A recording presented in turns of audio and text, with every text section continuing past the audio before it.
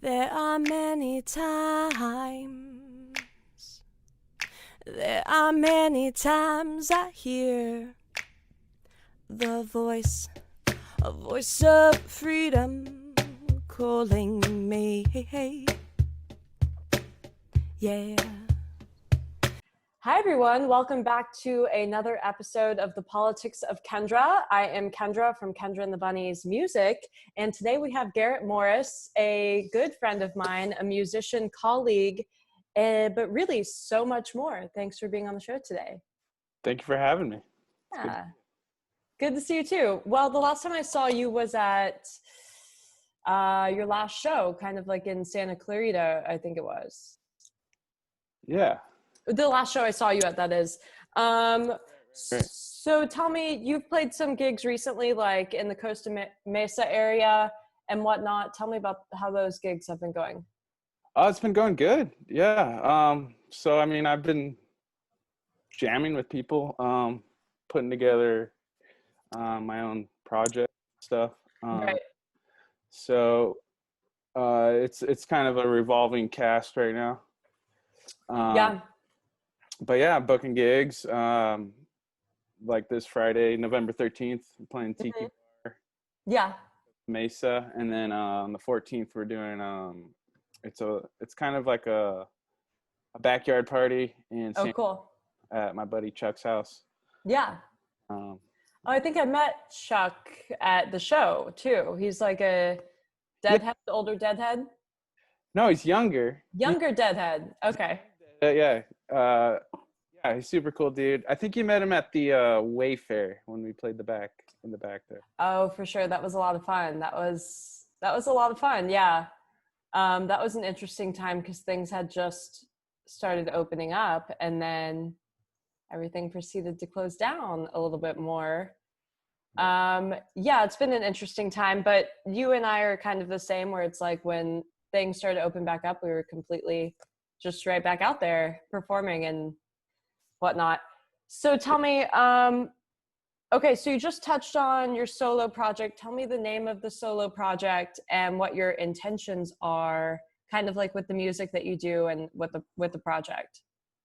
Yeah, so there's not really a set name right now.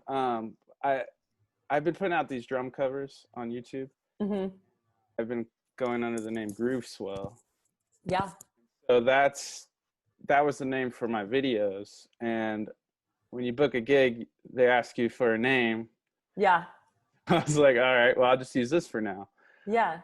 Kind of like a something we're going by for now. Mm-hmm. But I do have grander plans and I'm working to put it all together right now. Excellent. You know, and finding the right musicians and stuff. A jam band. So right now it's covers, like a lot of Dead and Fish and some classic rock stuff. Kind of keep it interesting, mix it up, dancey. Yeah.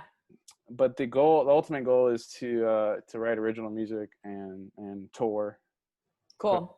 Put albums out and. And you've toured before. You've been doing this for a little bit, but you've been on the road performing with a band before, right? Yeah, I've toured with quite a few different bands. Yeah. So which bands and what years? Well, I just left a band called the Higgs back in September. I was in that band for about 6 years. Mm-hmm. Before that, I was in a band called Red Elvises. Mm-hmm. They're from Russia, like Russian. All right. They've been around for 20 plus years. Do they play like punk or prog rock or what is a Russian jam band rock? What is that? It's like a party band. It's like rockabilly meets surf meets polka. Mm-hmm. High energy, wear crazy suits, and just Cover songs or original? Mostly originals. Cool. There were a few covers. Yeah. A lot of it was original music that Igor wrote. So yeah, I mean, they won Star Search back in like '95. Oh, Star Search. Moved to America. And used that money and bought a van and like started touring and kind of got this following. It's pretty impressive, you know. And you joined the band right after they won Star Search. Did they win Star Search? They were on Star Search. Did you join the band right after that? So that was like in '95. So I was like, oh yeah. But so they've been around for maybe 25 years or so, and I just found, I think it was Craigslist, which is kind of crazy. I found a lot of work through Craigslist. But yeah, I went and auditioned, and I got the gig, and you know, started touring the world or the country. Like 7 weeks on the East Coast, 5 weeks on the West Coast, just back and forth. Do you like being on the road? I love it. Yeah. Yeah, me too. What's your favorite part about traveling on the road? I was meeting people. You never really know what adventure you're going to get into. Yeah. Seeing different places. Since we live in California, it's one season basically. So I like the fall on the East Coast. Right. Changing of the leaves and you know, occasionally hitting the snow. Love the snow. So yeah, it's so fun. much. Yeah. So we jumped right into it. Tell me, who are you, where you're from, and what brought you into music? I am this guy from Southern California.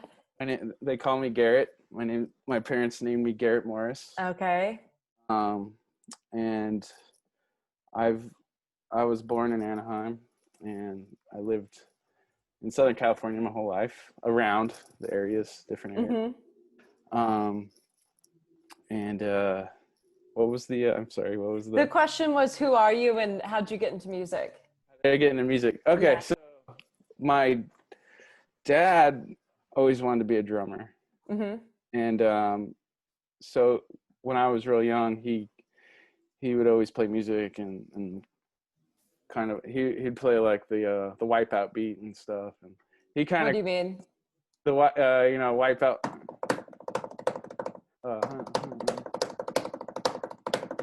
What's the Wipeout beat? Song. It's a song.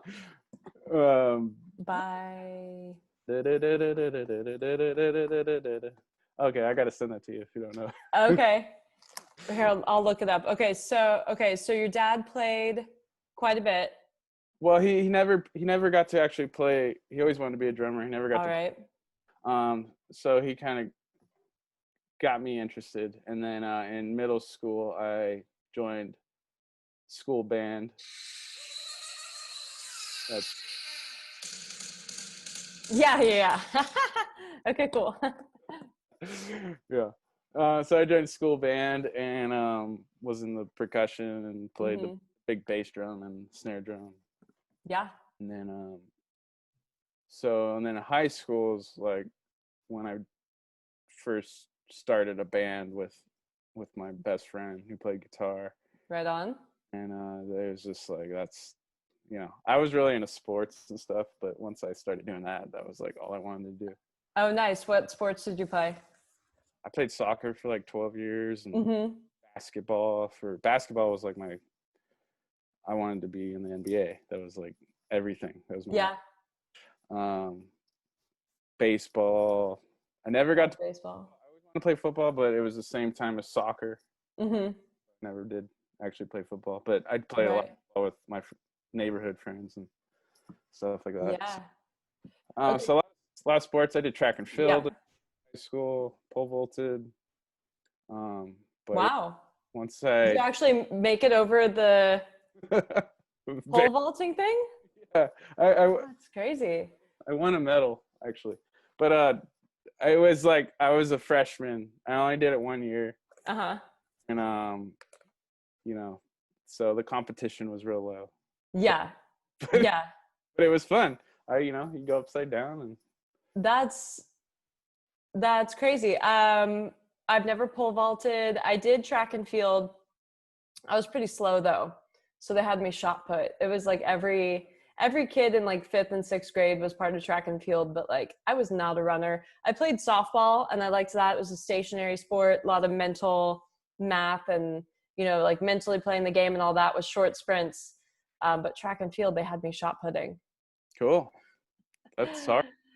Yeah, I guess it was solid. It really helped with my self-esteem a lot. So you joined a band in college with your bestie, and what was the name of that band? High school. High school. Our first, the first name we went by was Guillotine. Okay. And was really into like Ozzy, Black Sabbath. Black Sabbath was my favorite band. Okay. Nice. Metallica. So we did a lot of that stuff. I was really into Zeppelin. Yeah, love Zeppelin. Purple and all the classic rock stuff. Yeah, yeah. So it was Guillotine, but then it transformed. It went through a bunch of different names, and then we landed on Rusted Icons. Rusted Icons. All right, I like that. That was the name with the first like recorded music I put out. Mm-hmm. That ever. Y'all put out music, like a demo? Yeah. It was Did like, you I think, record it in someone's garage? no, my drum teacher had a studio. Rad.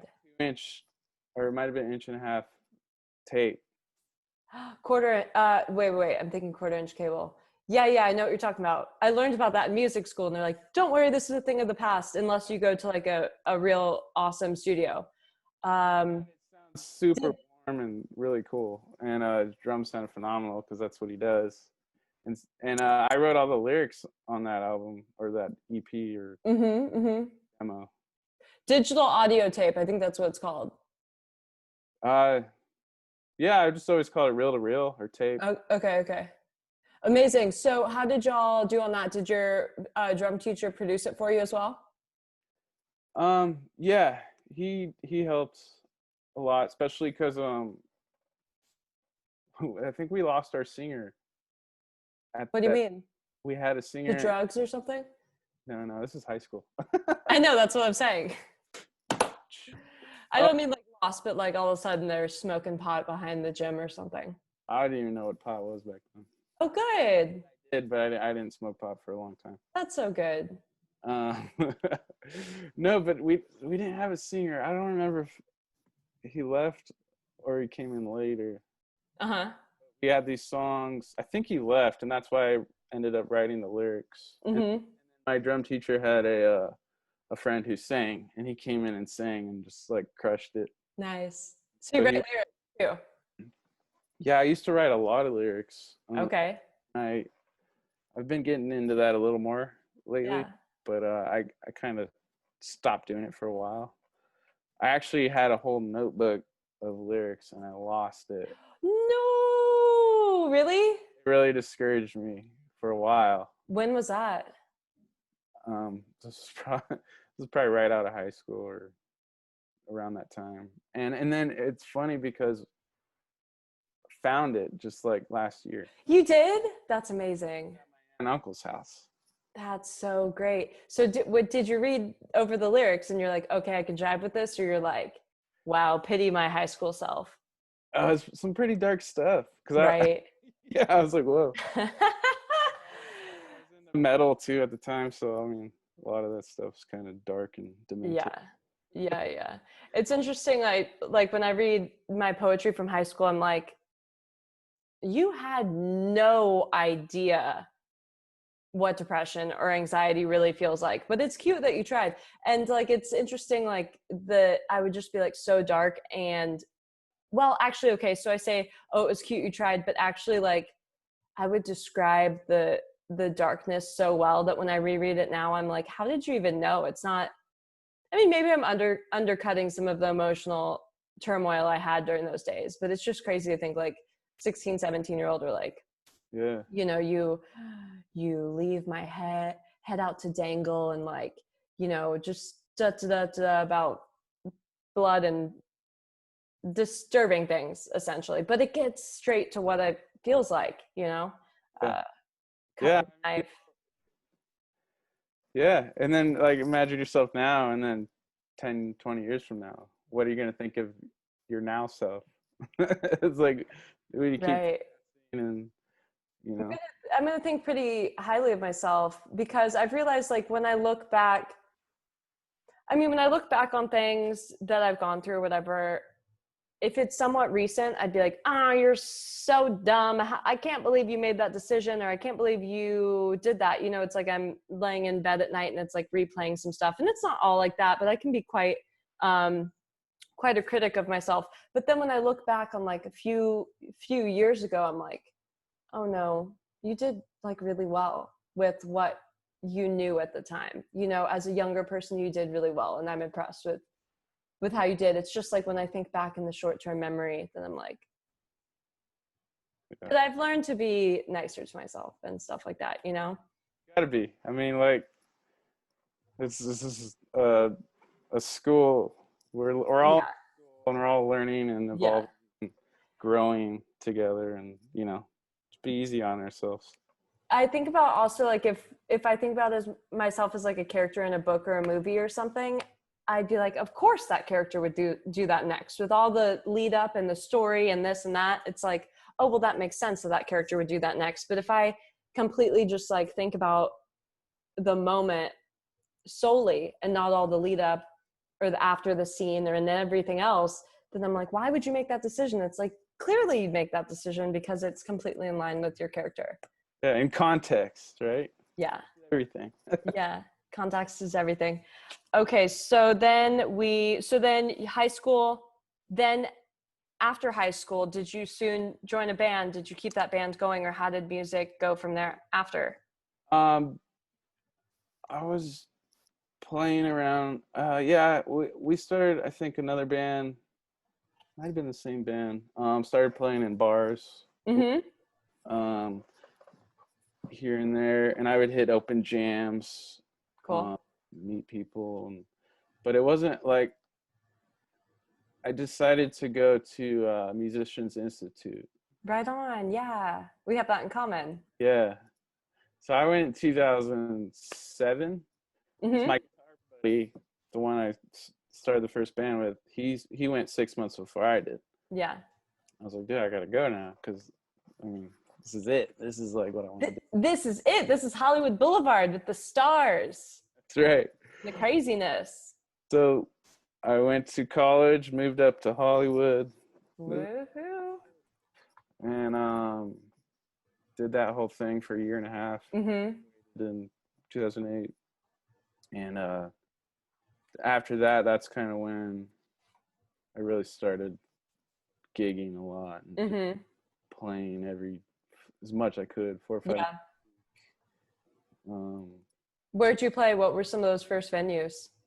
A lot of just little bars. Mm-hmm. I did a couple plays. Like I did a Schoolhouse Rock play. Really? And then and I was almost could have went down that route of being like a pit drummer in the musical. Oh, okay. But I wanted to play in bars. You wanted to rock. Yeah. Rock, yeah. And it was much more funner. I actually got paid better in the bars, you know. Really? I mean, the musicals, like at the level I was at, was just real low budget and 100 seat. Mm-hmm. It was like really great experience because I had to read music and there was a musical director and we had like these songs, and then the actors are reacting off of what you're doing. Yeah. To really like be on point and focused. Right. And so, did they have you in a place that you could see the actors on the stage, or did y'all have a screen, or how'd that go? We were right stage left of the stage, like off the stage. Yep. Yeah, kind of. And I was like face towards the stage looking at the actors. Okay, cool. Like chart here. Like 20 charts or whatever. And then the director on piano. Yeah. He's counting songs off at the right tempos. And so you got to really make sure you're listening at the right tempos. And then little accents and stuff that the actors are doing. Like, if you miss those, they'll look at you like, what happened? Like, right. Well, there's so much just like hinged on like the cue of it and making sure that you get the sound effects just precisely right. Exactly. That's so interesting. That just is like I'm thinking like in surreal circumstances, it's like I hear sound effects to my day-to-day life, and I'm like, that's crazy. That's such a good sound effect. Everything is timed perfectly. Yeah. Right. It's beautiful. It's a beautiful experience, a beautiful existence. But when I first started to hear all the sound effects, I'm like, this is so confusing. Okay, cool. So then when did you start listening to jam bands? If you were listening to Metallica and Yeah. Black Sabbath. Yeah. So through college, I got really into like funk. I love funk, Mm-hmm. jazz, and blues. Mm-hmm. Love blues. So after I graduated, I think I heard Fish at some point in college, but I didn't Yeah. give it too much attention. Yeah. Yeah. I went to my first Grateful Dead show when I was like maybe 17 or so, 18, right out of high school before I went to college. So you post Jerry. Oh yeah, yeah. Post Jerry. Yeah, for sure. Dead. Yeah, yeah. So I think Steve Kimmick was on guitar, I believe. Yeah, yeah. But so I saw the Dead, and I had those in at the Nick. It's like a 3 CD live Grateful Dead album. Mm-hmm, mm-hmm. That, but I didn't really like. It wasn't like, oh, this is what I wanted to do. Like, it was just like another band. Like, I had the Black Sabbath. I got really into grunge too, Nirvana, Yeah. Soundgarden, and all those bands. Yeah. And, it was just another band. But okay, so I graduated college, and hanging out with some buddies. This is maybe a year or two after I graduated, and we're hanging out in his backyard. And the Fish Alive one came on, or he put it on, Oh, and like the full album yeah, and cut? Yeah. and it fucking just blew my mind. Yeah. And I was like, we got to go see these guys. Yes. So like they came around in 2000. It was 8/8/11 2011 Hollywood Bowl. That was my first show. Wow. Yeah, August 8th, and Hollywood Bowl. Went there. I Saw love the date 8/11. That's why I was just, oh wow. The 8/11/11 is very numerically great. Yeah. Yeah. So what were like the moments during the show when you're like, oh my gosh, this is like, I remember like I have my story, so I'm asking you about yours. When was that? How was that moment when you're like, holy cow, this is amazing? It's like the whole thing. It was just so overwhelming, and Yeah. the scene, Mm-hmm. the scene was a circus, and I was like, wow, I feel like comfortable, Yeah. so awkward because everybody looks awkward. It's like cool to be awkward. Like everybody's fucking weird, and it's cool, and it was just something about it that fascinated me. And so after that show, I started listening more and more, and it was weird at first, like hearing these songs that went on for so long, and it was just kind of, but I was like addicted to it, and that's what I was like, that's what I want to do, and I listened to a Fish show every night for a year. After that, I got super addicted. Well, you could listen to a lot of Fish shows. Do you like know a number how many shows they've played? 2000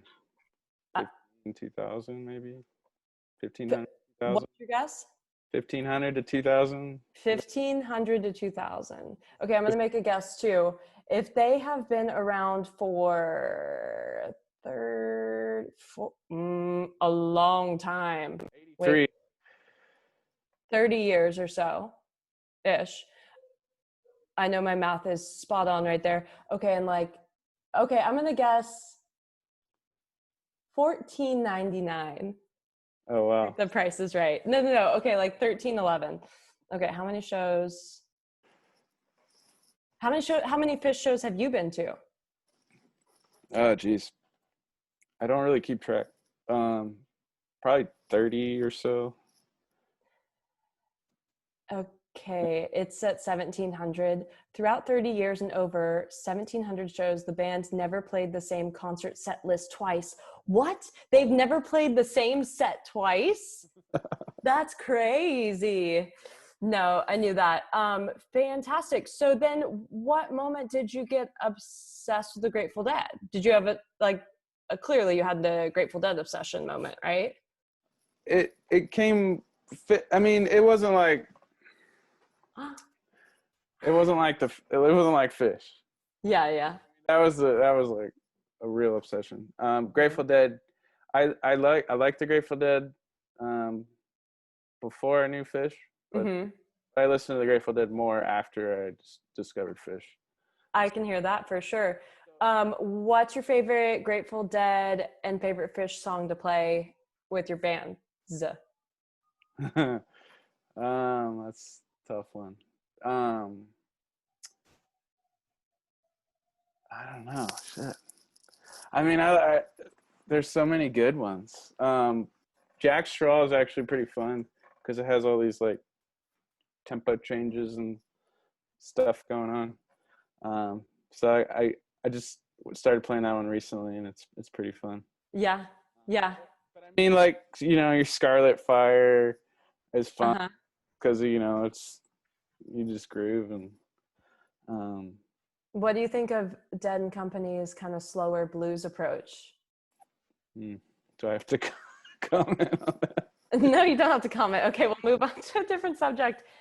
You've heard it here live. Garrett Morris loves the slowed down Dead and Company blues jams. Actually, I like it. I like whatever they do, honestly. But I think it highlights the different members and how they all function together. Thank you for coming to my TED Talk.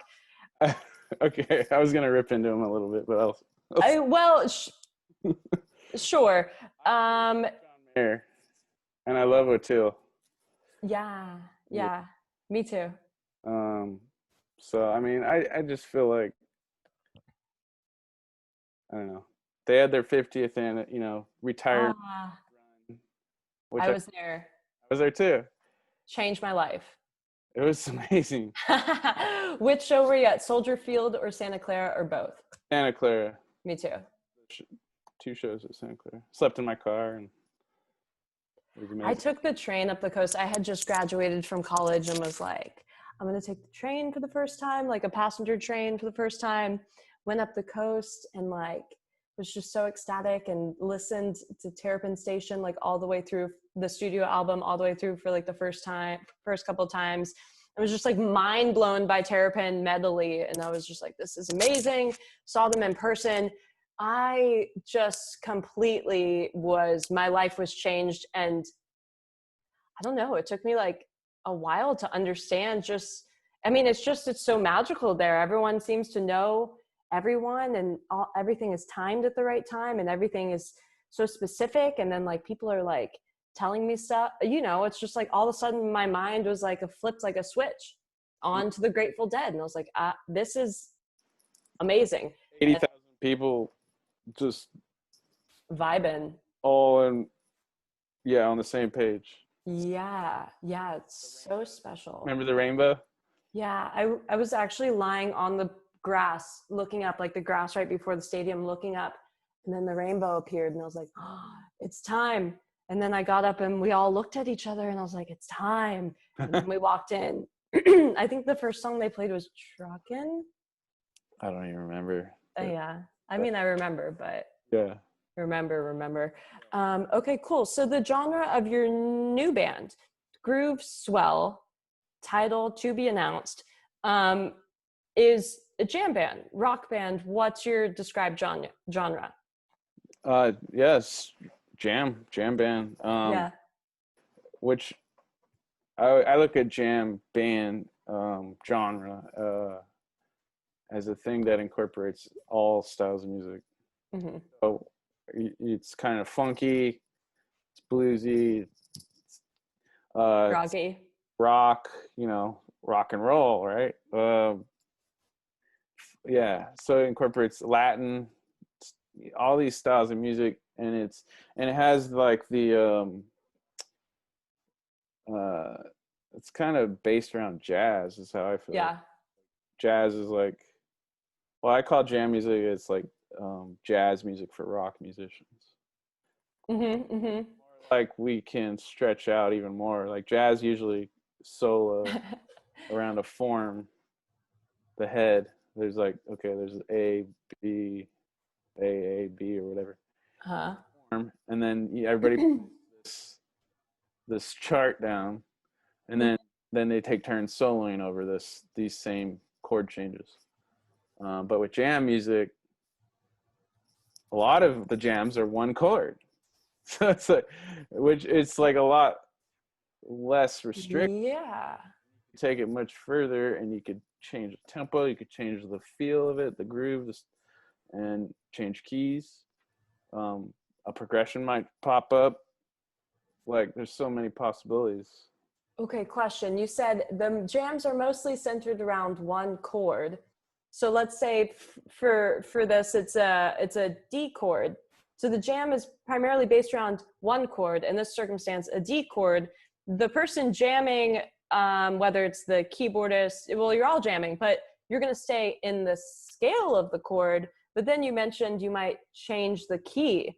Are you then you play the same chord? It's based around the same chord in a different key. Well, yeah, or we go up. Maybe it's a D, and we go up to an F. Yeah. Then you can do a chord progression too. Yeah, or someone starts teasing these notes in the F. Yeah.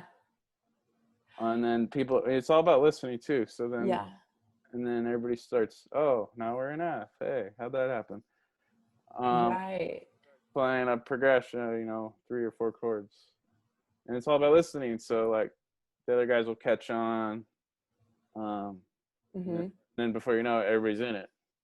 Right. Like this slow evolving, melding lava that just keeps. Yeah. So like, okay, so you're in a song, and let's say, you want to do verse, chorus, jam before you go back to the last verse. So like you all know that you're starting into the jam, we're ascending into the jam, and then there's that moment where someone gets an inspiration. So you're ascending into the jam kind of where you started, and then someone gets that moment of inspiration and starts to like tease the chords, tease the notes, and then the keyboardist picks up on it, and he starts to move into that key and starts to follow that. And then the next person hears and they start to follow. And then you're in a whole different set of keys. You're in a whole different mindset. Yep. Oh, it feels like traveling so much. There has been a lot of jams where I'm like, it's just like, I've learned everything about, there's always more to learn, but I've learned so much about how things work and stuff by just being at a Fish show or being at a jam concert and just going, oh my God, that makes so much sense. And it's just like, yeah, you're like traveling through time and space on a cloud of sound. Yeah, I like that. Yeah, a cloud of sound. And then sometimes it rains. Sometimes it's just a sunny day. Yeah, sometimes, you go from major to minor. Or minor. Yeah. Wonderful. Okay, so why music? I know you said that your dad influenced you a lot because he loved music. He loves music. What's your like driving force? If that's an answerable question. Yeah, well, for me, it's all about joy, and like that's kind of what I shoot for. That's like like to experience joy, give joy to people, and the best way I know how to do that is through music. When I'm playing, I'm joyous. It's like nothing can compare to that short amount of time I'm on stage. Yeah. With when I'm at a concert, like a really good show, like when I go see Fish, it's just like pure bliss. So that for me, it's all about joy, giving and receiving. That's so wonderful. That's so wonderful. I can sense that for sure. That's beautiful. Okay, for Joy, do you like the song Joy? Yeah, Step Outside. Of course. They played that at my first show. Oh, really? That song really stuck in my head. Yeah. That was one of the moments that really stuck with me. Yeah, big smile. Inside your room. Yeah. Actually, one of my first fish shows was at the Hollywood Bowl too, but it was the Hollywood Bowl 2013, I believe. Okay.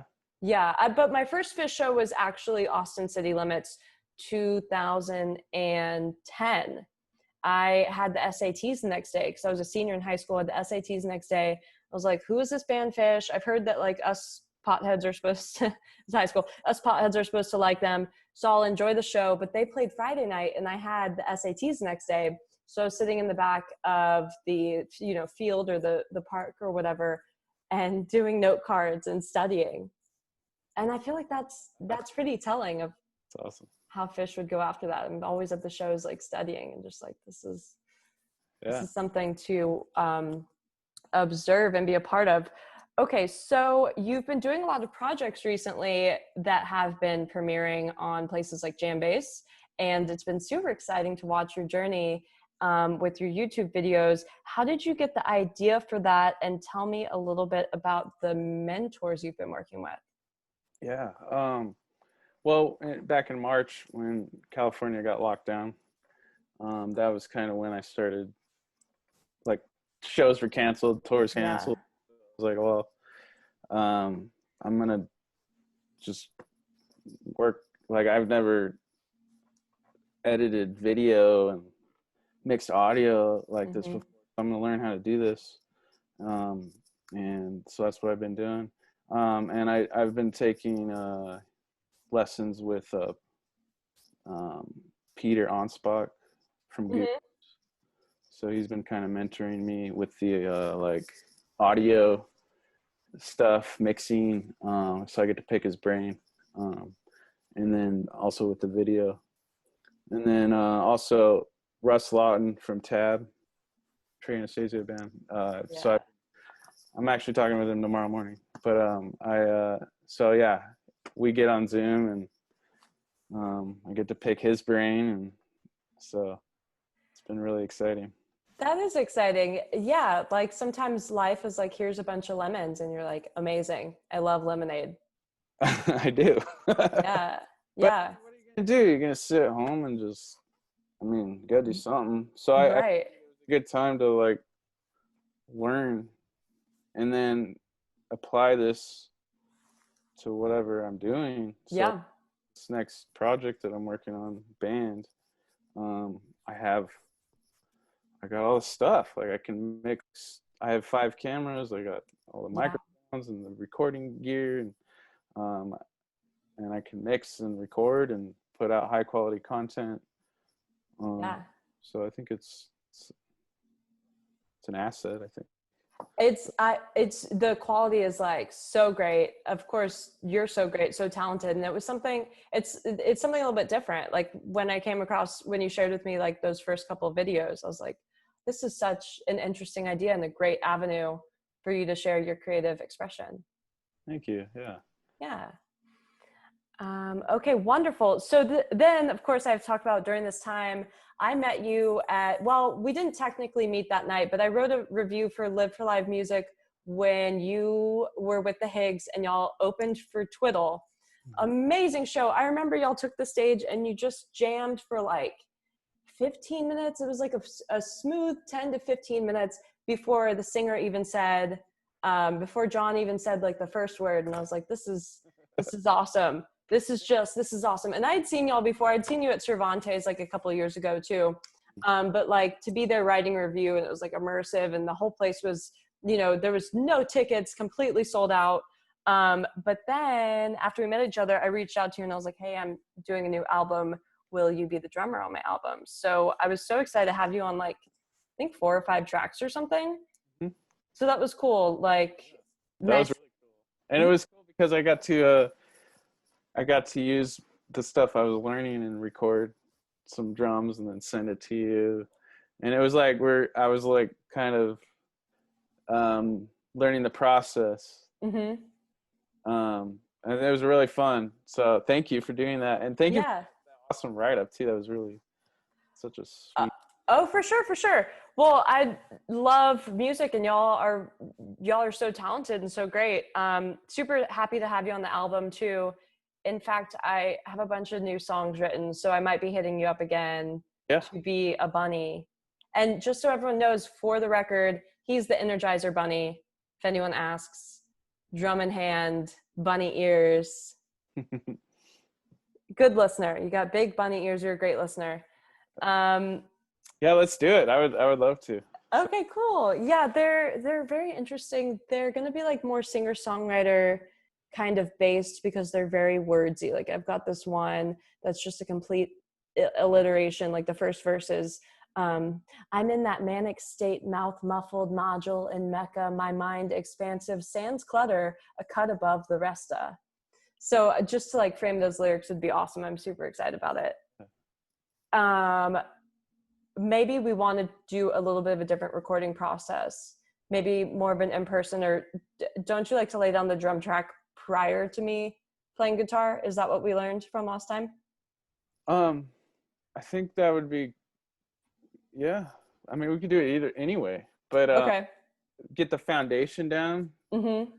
and that might be a cool option. But Cool. I'm up for anything. Yeah, my tempo goes all over the place. It's very psychedelic in that way. Psychedelic. Yeah. So do you have a particular story that you'd like to share with the audience? Whether it's like you're at a concert and this amazing thing happened, something in your career, a time for learning, any sort of story you'd like to share that you find cool. Oof. Put me on the spot here. Well, do you have a story you want to tell me? No. I mean, I've got lots of stories, but I don't know. That is such an on-the-spot question. Do I have any stories that I want to tell? Lots of stories I want to tell. I mean, am I allowed to tell some of them? I was just about to think of the one where I was time traveling at Skull and Roses this past year, but it just sounds completely crazy for me to be like, oh yes, I was, the time I time traveled. Well, okay, I'll just give a quick rundown. I went to Skull and Roses this last year, 2019. That's at the Ventura Speedway. And the great, hey, this is Kendra. Quick edit. In the story I'm about to tell you, I'm sober in the story. I'm like a year sober, completely. And the Grateful Dead had played there, and Fish in the 80s, and I think it's in the 80s. The Grateful Dead had played there, and Fish has played there before. And there was just this moment, I went to go, I brought my guitar, of course, and I went to go play on the beach because it's right by the beach. So the festival's happening over here, and I'm like, I'm going to go to the beach, play some music. I played some music. It felt very spiritual and connected. And then I started to walk back. I'm going to cut out some of the details because I find that potentially they're personal or descriptive of just a personal moment. So then I get back to the area. I walk into the arena where they're playing I Know You Rider, and I had just finished playing I Know You Rider on the beach. It's one of my favorite songs to play and sing ever. And I'm walking in, and they're like, and then all of a sudden I see Fish on the stage, and they're like, congratulations, she has just gotten back. We told you that she could do it, and she has just gotten back. And I was just like, this is amazing. And then I just enjoyed the rest of the night, Wow. So, I mean, yeah, that happened. There's a lot more detail. There's a couple more details, and it was a series of different years, but that has to be one of my absolute favorite things about the Grateful Dead is the spiritual connection that is established between, the fellow Deadheads.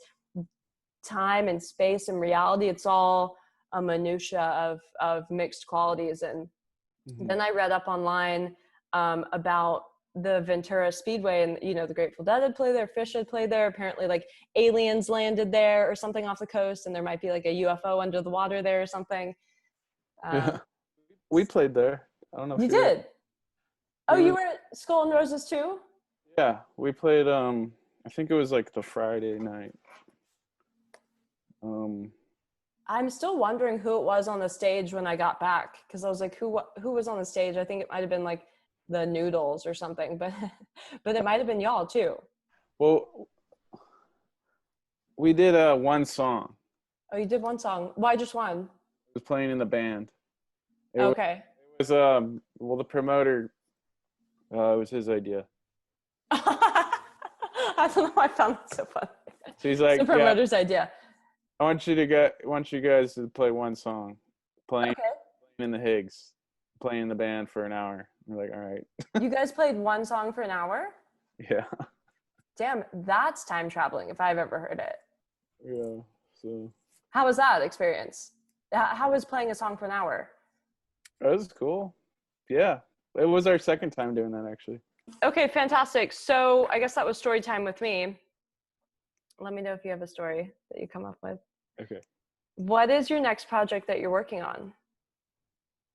Okay, yeah. I'm working on putting a group together. Yeah. And I'm booking shows right now and playing with a bunch of different people. And just kind of piecing everything together. Mm-hmm. And making sure it's the right fit, the right guys, and working on some original music, but that won't come out till later. Okay. So that's kind of the direction I'm headed right now. I'm also working with Oregon State University. So Cool. they have a class called Philosophy of Fish. Yep. So I've been working with the teacher there, Stephanie. Oh my gosh. Yeah, I've heard of the Philosophy of Fish, and I've heard of Stephanie too, the Philosophy of Fish. Yeah. So I've done a couple like talks with her class, and we might be doing something real cool here real soon too. So I won't yet, but be on the lookout for that. Oh my gosh, so excited. Yeah. That's great. That's great. Okay, cool. Won't spoil the surprise, but say I'm very excited. Okay, so let's talk about the songs that you sent me. Is there a particular song of the ones that we collaborated on that you'd like to talk about the recording process of? Sure. It's okay if you don't remember the names of it, but Thinking like Daisy, was that the second one? yeah, Daisy, that is the second one. Ooh, she liked to travel. Yeah. Ooh, she liked to travel. Ooh, she's a traveler. Ooh, she liked to travel. She's my favorite girl. Ooh, she on the road now, running from me. She's a silly girl, gone to calm my problems. Home, I'm catching up on the tail. Ooh, she like the wind now. Ooh, the crispy of the burn. Ooh, she like to travel. She's my favorite girl. She's my favorite girl. And my feet have just left the ground. Can you hear me? Can you hear me now? Gotta make it somehow. Screaming, what do we do now?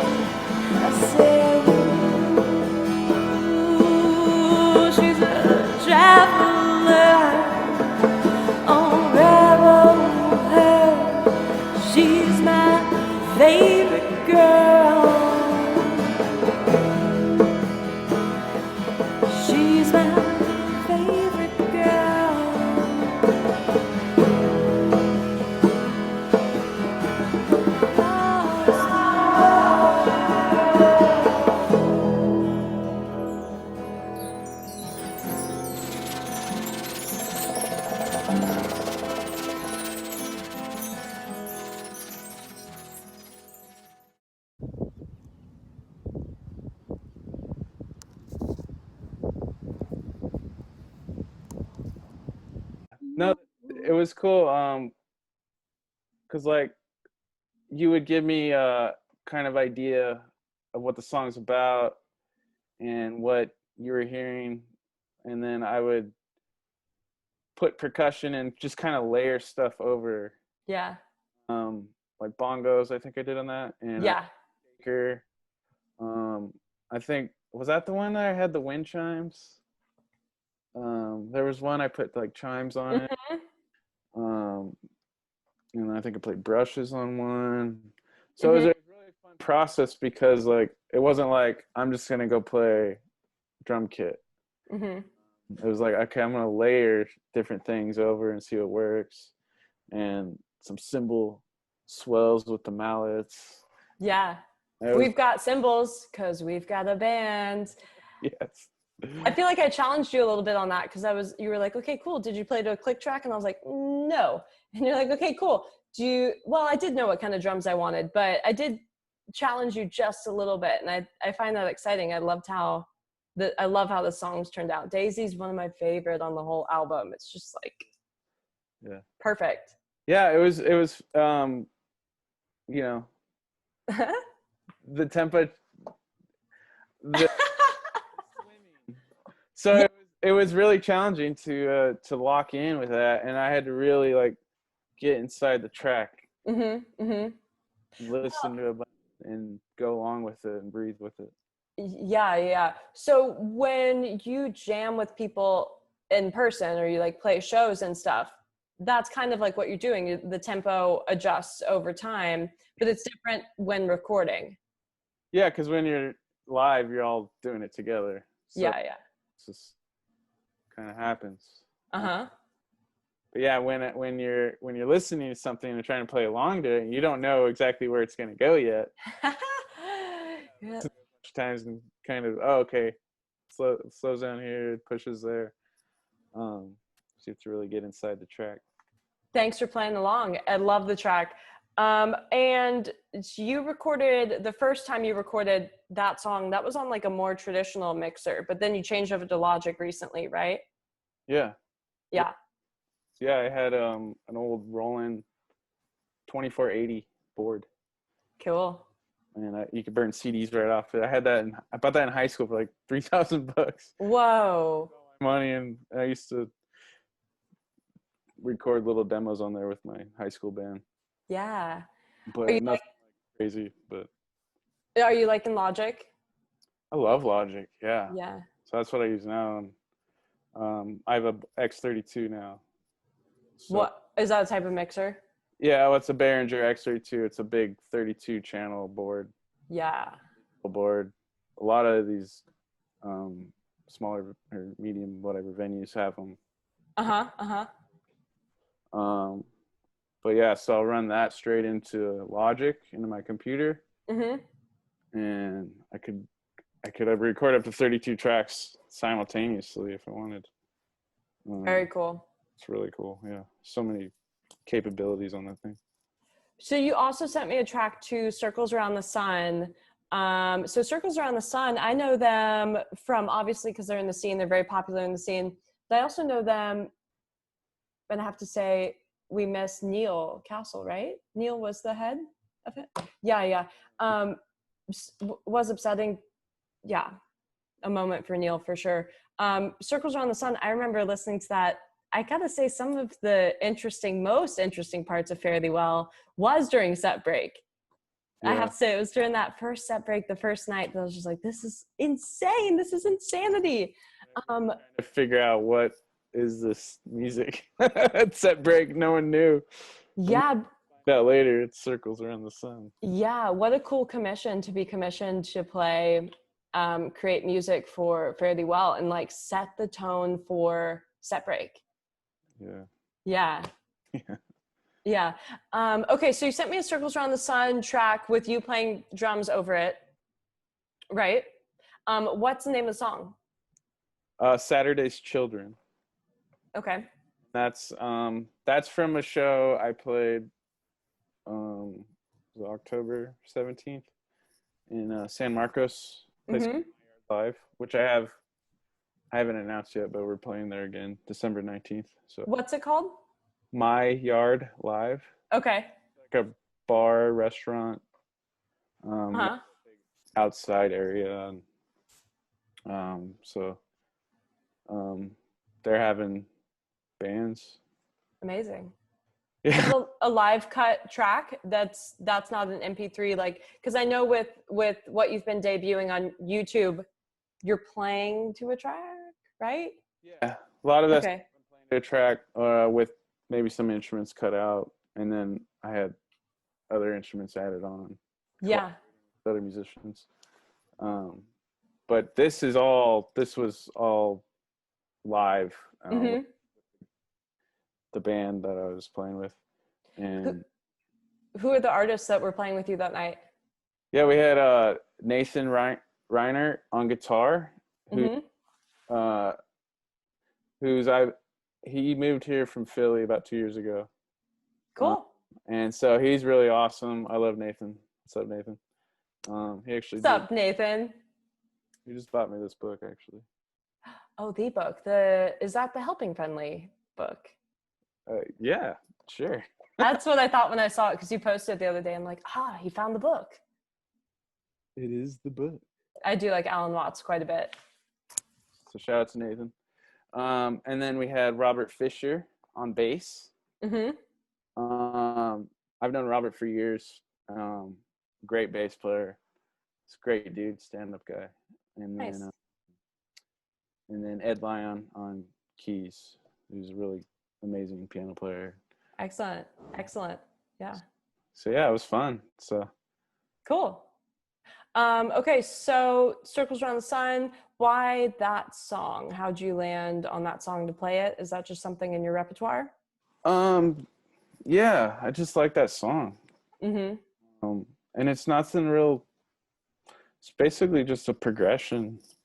But you kind of jam over that progression, and everybody kind of takes their turn, and you mess with the dynamics, bring the tempo down and up, or the volume down and up, and so it's just a fun song. And I thought that it's not too long, so I didn't want to send you like a 20-minute. Yeah, well, you could have sent me the hour-long playing in the band, then it would be a 2-hour podcast.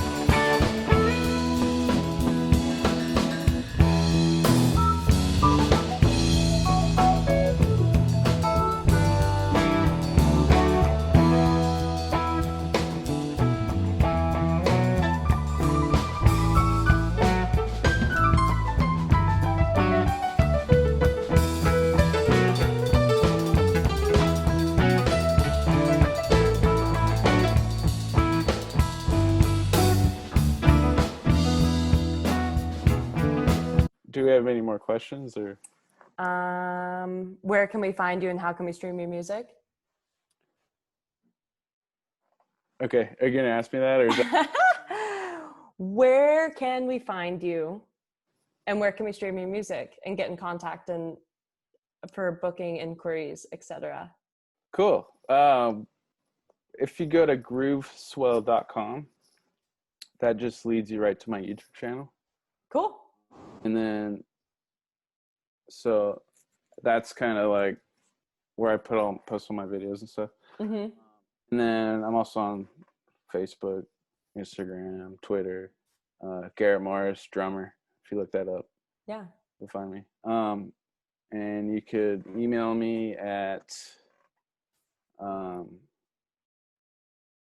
shit.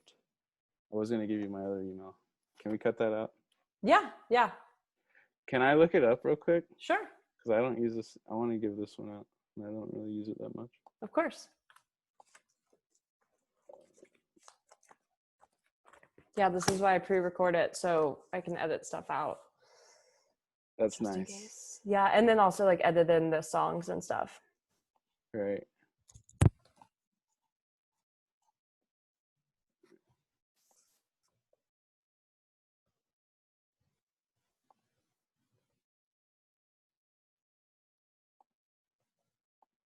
This is bad. I should know this. Okay, that's it. Grooveswell.com. All right. That's what I thought it was. Do you always want me to start where the email is? Yeah, yeah. Yeah, and then my email is garrettmorris@grooveswell.com. Nice. So if you can hit me up there or Facebook or. I love the fact that grooveswell.com just links to your YouTube channel. That's a great idea. Yeah, you just point it right at it, and so. Fantastic. So, any parting words for the audience? Words to live by, etc. Just be you. Yeah. Thanks for making it this far in the podcast, and Yeah. yeah, thank you, Kendra, for having me. It's been fun talking to you, and for sure. I look forward to the next album.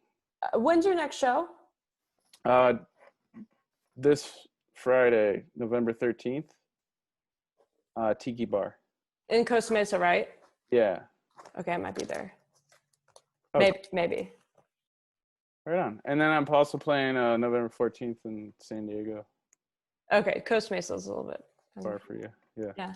I like San Diego though. Where are you playing in San Diego? It's at this guy Chuck's back. Right. Really cool setup though. And he's doing like a kind of like shakedown type.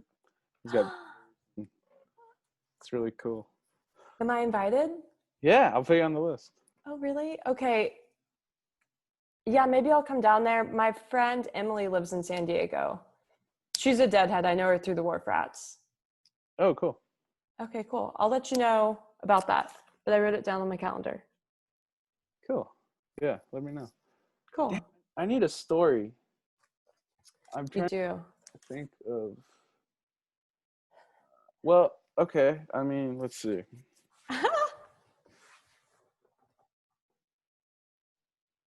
This isn't like. Well, I went to see fish in Mexico. Okay, tell me about that. So I went and saw fish in Mexico this year, in February. Oh. And it was just an incredible time. It was 4 nights. So yeah, when I get there, Cancun, it was a trip because it was just like you're in the airport and it's you go from the airport to fish country. My favorite country is fish country. Yeah, it's a trip. And then it's all these fish heads. And when I get there, fish was sound checking. Wow. And you couldn't go in, but you could hear them from the pool area. And then you walk further down and you can go down to the beach. Mm-hmm. And then you could kind of see the stage, but it was a sound check, so it wasn't open. Yeah. And they were playing Flipper this theme song, Flipper, Flipper, da, da, da. And it, they were just jamming, and that came out of, whatever their minds, because they were looking at the ocean. Maybe I don't know. Yeah.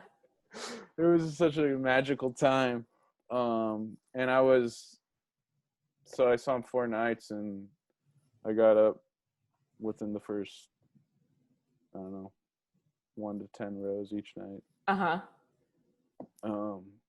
Just for an incredible time. So Yeah, so when you go to Fish, Mexico, like there's like a series of hotels that have just been completely taken over by the fish people. the fish people, yeah. The fish people. And there's just, it's like a resort. You're staying at a resort. Yeah, there's resorts. There's like 3 main resorts, and it's like the food is inclusive, the drinks. Oh my gosh. And you have this nice hotel, and it's just everybody's partying. Yeah. I just met so many cool people, and yeah, and it was really amazing. And Sorry to interrupt. No, go ahead. I was just gonna say I watched the live stream and was really enjoying waiting in the velvet sea, watching people dance in the ocean. Yeah. I don't remember if that was this year or another year, but I do remember distinctly viewing people wade in the velvet sea while listening to that song. Yeah, I did that on a Sunday. I was like, all right, I'm gonna go in the water, because I was like up front the whole time, and then it was like water. Yeah. How long do they play? Is it like afternoon or evening set? It's a full show every night. Well, the first night, I think it was a Thursday when we got there, they did 1 set, but it was like a 2-hour, 20-minute set. Yeah. It was supposed to be 1 set, but it was like a long ass set. And then Friday, Saturday, 2 sets encores. Sunday, 2 set encores. Sunday was day, like first set was during the day. Uh-huh. The sun was going down, and then it got dark. That was my favorite. I think Saturday was the best show playing wise, but Sunday was my favorite show. Yeah. And it was just everything about it. The sun down. I always love the day sets. I just love that. And then, oh man, and I knew it was my last day, and it was so magical.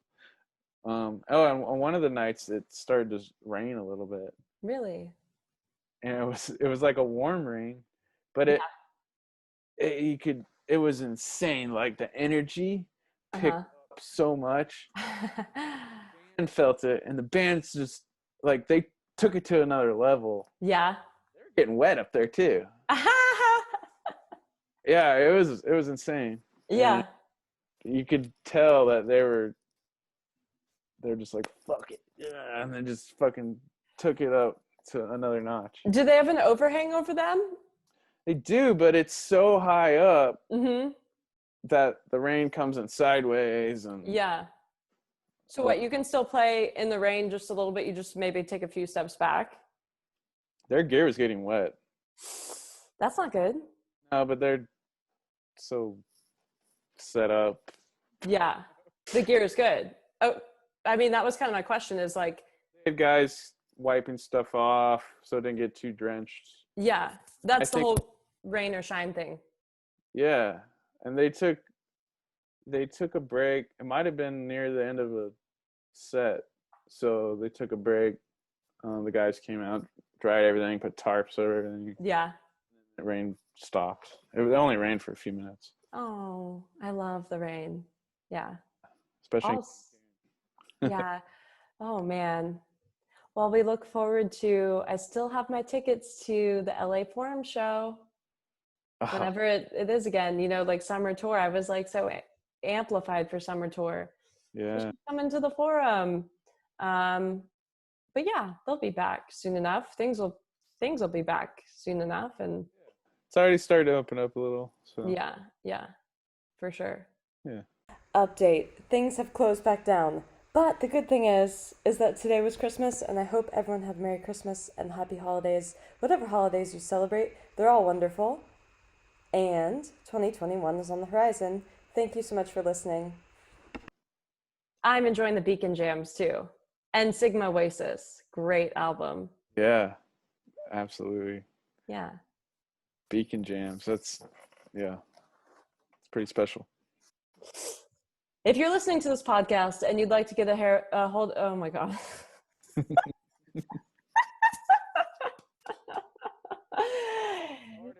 Hello.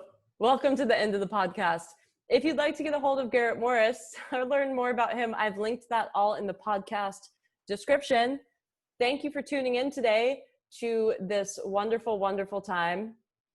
It was very joyous, and I appreciate your time today, Garrett. I look forward to collaborating in the future and maybe seeing you at your show this weekend. Thank you. I appreciate your time, and thank you for having me. All right. We'll talk soon. All right. Cheers. Peace.